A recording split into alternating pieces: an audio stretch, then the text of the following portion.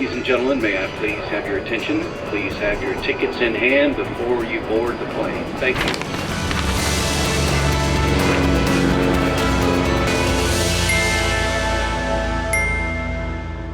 Hello and welcome. I'm Johan Castell and you're tuned in to Wings. On the show this week, India's Road to Heaven, a unique landscape in the middle of nowhere. We then feature the colourful Chariot Festival in Kathmandu. Also on the show, South Africa's heritage train that keeps steam travel alive, and festivals from Haiti to Chile. This week's first story is about the Road to Heaven, a term you might have heard of. But where is it located in India? Take a look at this story to find out.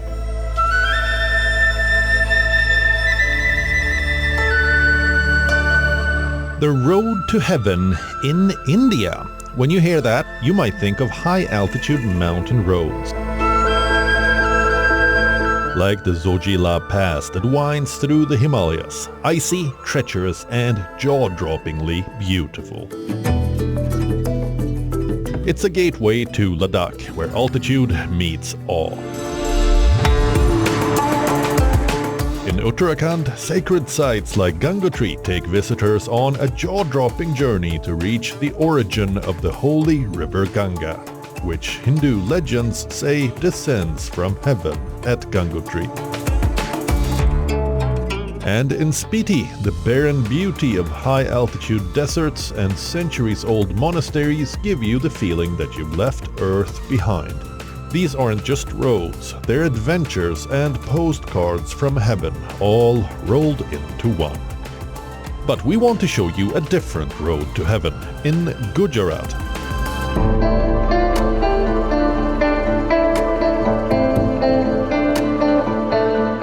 This new road has been given the name Road to Heaven after a content creator was driving here a few years back. The road is near the national border and connects Kabda to Dholavira in the run of Kutch, Gujarat.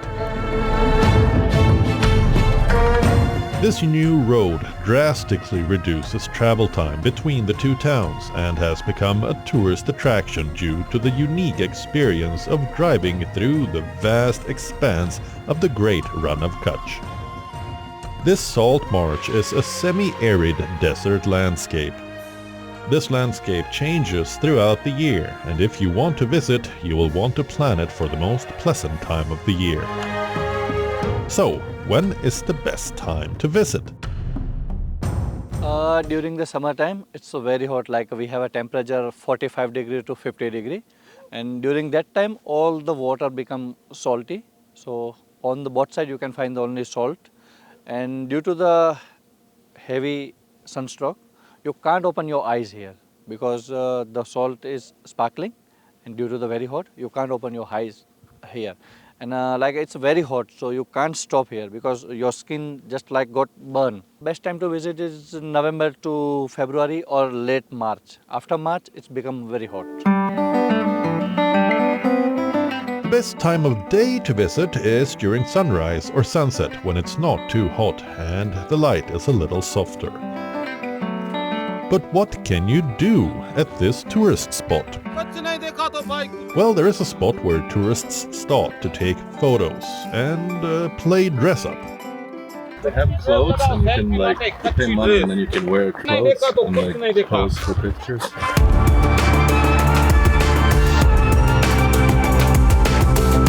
I've never dressed up in a traditional Gujarati outfit before, so this is new. There's this thing I would like to show you guys over here. It's more desert. See?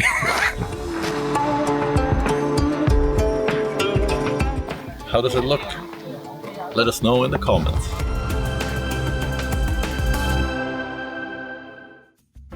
Over to Nepal, where the annual Chariot Festival recently took place. Although the country is associated with towering mountains, let us shine a light on this colorful and little-known traditional spectacle.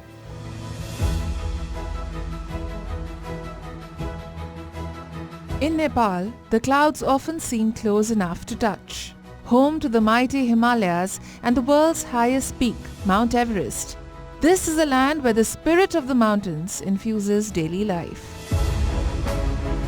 Trekkers, mountaineers and seekers of the sublime come chasing adventure, solitude and breathtaking views.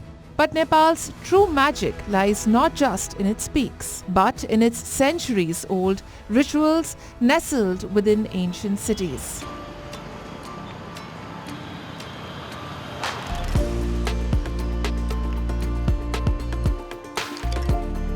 This is Kathmandu, the gateway to the Himalayas. This city is known for its iconic Buddhist and Hindu landmarks like Pashupatinath, the Monkey Temple, Swayambhunath and the Bodhanath Stupa.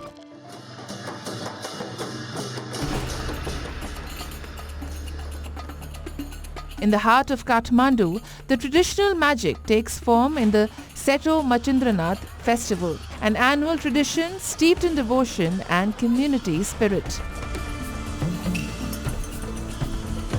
On the festival's third day, locals gather to pull an enormous hand-built chariot through the old city's winding lanes and open courtyards.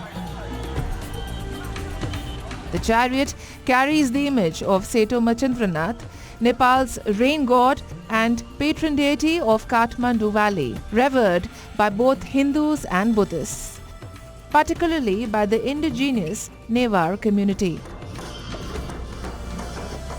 Building the multi-story wooden structure takes days of careful labor. Thick ropes, worn smooth by tradition, are fastened to its base, and hundreds of devotees tug it forward through narrow alleys under the watchful gaze of carved wooden windows and fluttering prayer flags.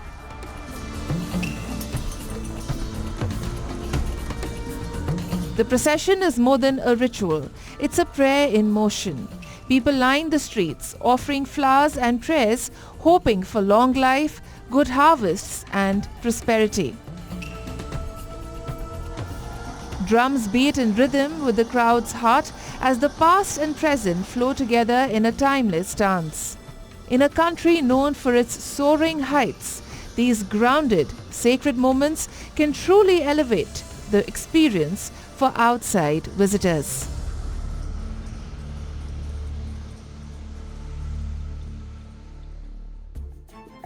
It's a blast from the past, quite literally, as steam billows from a steam-powered train in Cape Town. On board the Ceres steam train, passengers aren't just heading to Elgin, they're traveling back in time.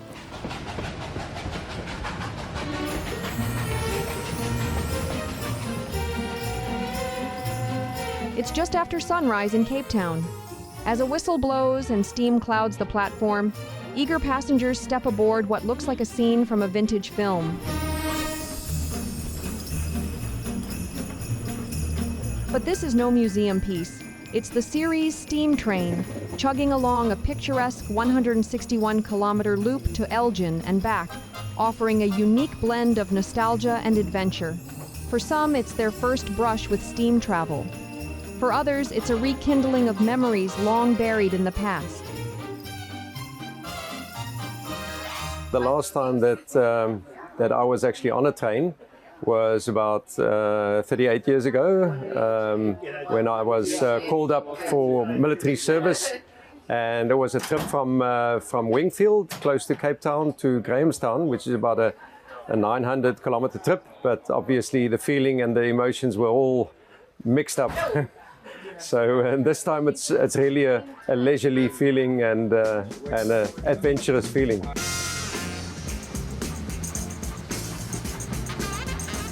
Chugging along at a leisurely 45 km/h, the journey is less about speed and more about the experience. The highlight? A slow climb up, Sir Lowry's Pass, after which the train is in the Overberg district. South Africa started using steam trains in the 1860s. At its peak in 1959, over 3,000 steam locomotives crisscrossed the nation.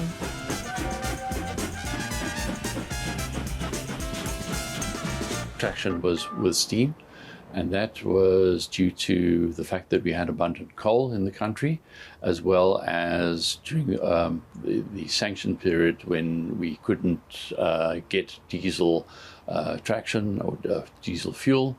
And so for that reason, steam kept on until about 1980s when railways eventually decided to get rid of steam. The last steam operated on the Kimberley-Dale line in about 1992. Steam engines were phased out in 1992, leaving a legacy of around 700 locomotives. Today, only about 20 remain in operation. One of them powers the scenic Ceres rail train to Elgin. As the train rolls into the charming Elgin railway market, it's met with squeals of joy, especially from kids seeing a real steam engine for the first time. The most exciting part about the train arriving is when the kids come to watch. The kids have never been up close next to a steam train, and they make one hell of a show of it. They blow their hooter, they blow lots of steam, and the kids come running out.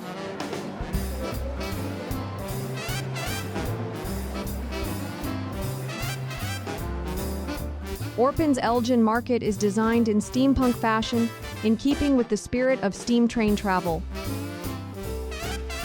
Maintaining these majestic machines is no easy feat. Many spare parts must be custom built. Yet the dedication is unwavering.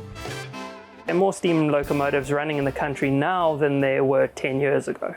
So it's definitely grown, and there's been a revival in steam, and you can see people are interested in it. Wherever steam is running full. People love it. People wave, people hoot. There's just a joy around steam that you don't find anywhere else.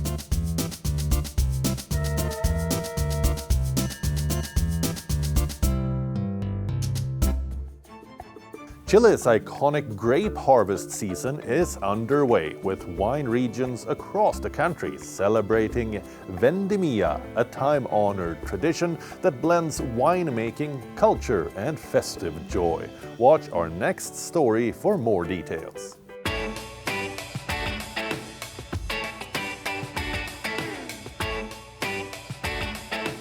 Chile is raising a toast to the 2025 grape harvest with vibrant Vendimia festivals unfolding across its renowned wine regions.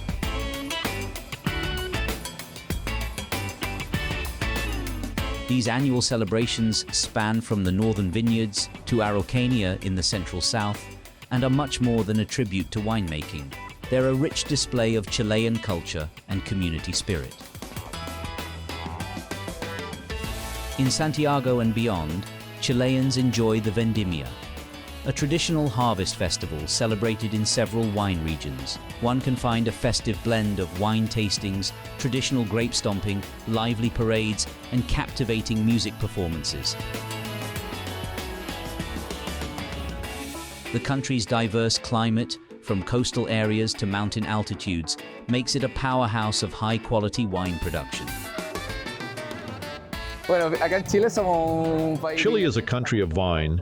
We are all used to drinking wine, but these events are what unite us. We unite the cities, in this case Santiago, where people come with their families and their pets, so it is always an opportunity to share and socialize. The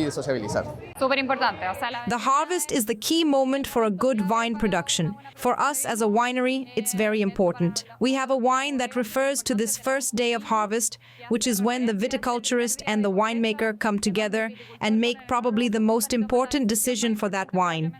This is the day we're going to harvest. And from there, a whole process begins, which is crucial for all of Chile, a winemaking country.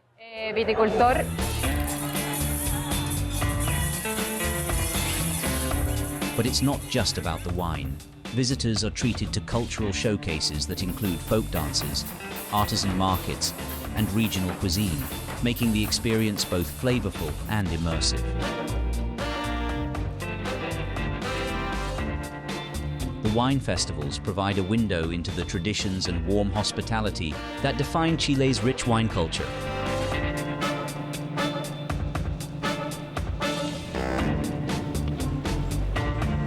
For those looking to delve even deeper, a visit to one of the many wineries near Santiago complete with guided tastings and vineyard tours, offers an intimate look at the craftsmanship behind Chile's globally celebrated wines.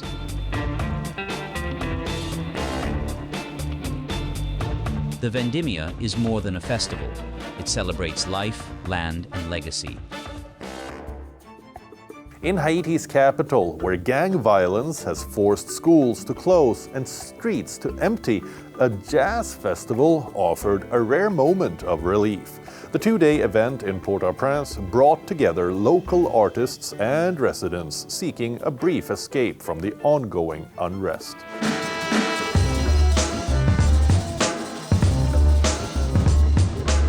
Music offered a momentary lifeline in a city gripped by gang violence and despair. This past weekend, around 100 residents of Port-au-Prince gathered for a brief yet powerful celebration of music at the 18th edition of the PAP Jazz Festival.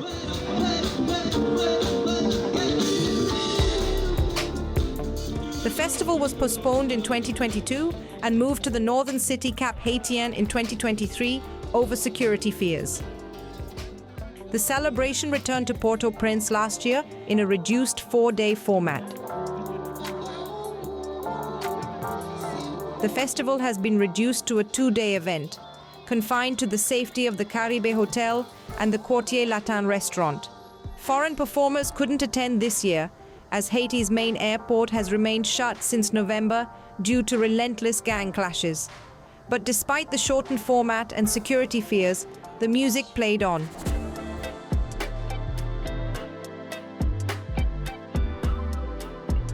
Local artists lit the stage with lively jazz, traditional Haitian rara carnival beats, rap, and slam poetry.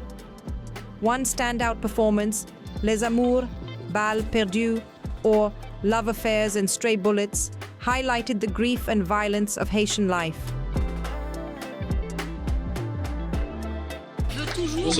Even when we have the international festival, we always want to present the best Haitian music.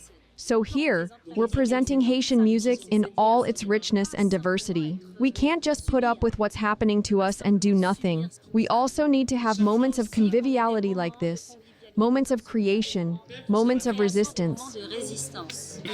Art opens us up to the world. We are trapped here, only art will allow us to escape. In Port-au-Prince, even the street names are poetic. There's a street called Rue des Pucelles, Virgin Street, for example, and another one called Rue des Arts Plastiques, Fine Art Street.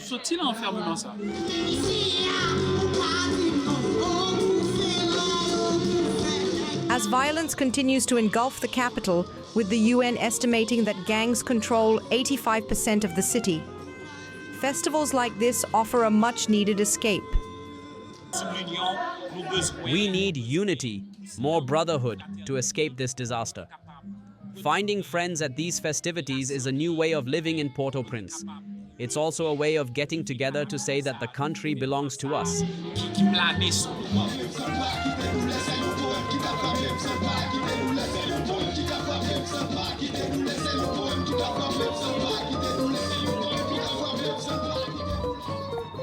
China's Qingming Festival has ignited a remarkable boom in springtime travel and consumption as millions across the country embraced the outdoors, traditional culture, and local experiences. Take a look at our next story for more details. The 3-day holiday, which began on April 4th this year, is rooted in ancient tradition, honoring ancestors by sweeping their graves and enjoying the beauty of nature. Today, it has also become one of China's busiest periods for cultural and recreational tourism. This year saw an unprecedented rise in domestic travel. Data from online platforms showed that bookings for local trips increased by 136%, with over 70% of travelers choosing getaways lasting 3 days or less. Nearly 44% preferred to drive for greater flexibility during the holidays. Big cities and rural destinations experienced a surge in footfall. In Sichuan province, tourists enjoyed flower viewing helicopter rides, which offered panoramic views of vibrant spring landscapes. In Shanghai, the annual Cherry Blossom Festival introduced nighttime blossom viewing for the first time. adding diversity to seasonal attractions.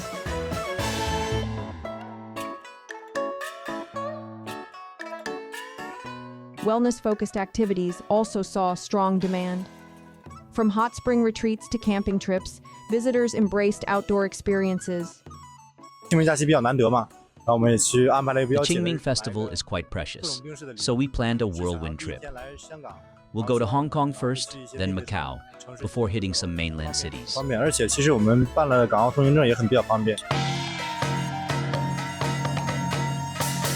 Cultural landmarks across the country were bustling. In Xi'an's famed Huaqing Palace, visitors were treated to live music, dance, and opera performances, recreating the grandeur of the Tang dynasty. Many roamed the gardens in Hanfu, traditional Chinese garments, reviving historical aesthetics amid the spring blooms.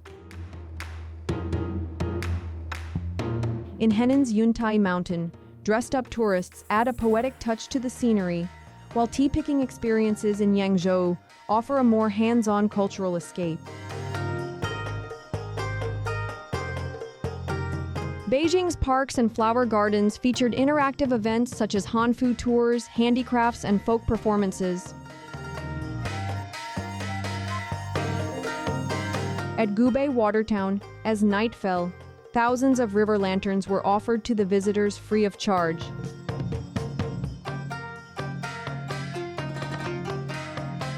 In Urumqi, Xinjiang, tourists packed the Grand Bazaar to try creative delicacies.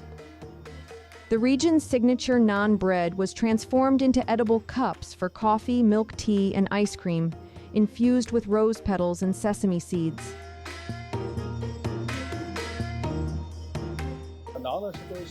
As the most inclusive food in Xinjiang, naan can be paired with any of our delicacies. We are also exploring the idea of integrating naan with various specialty food of Xinjiang.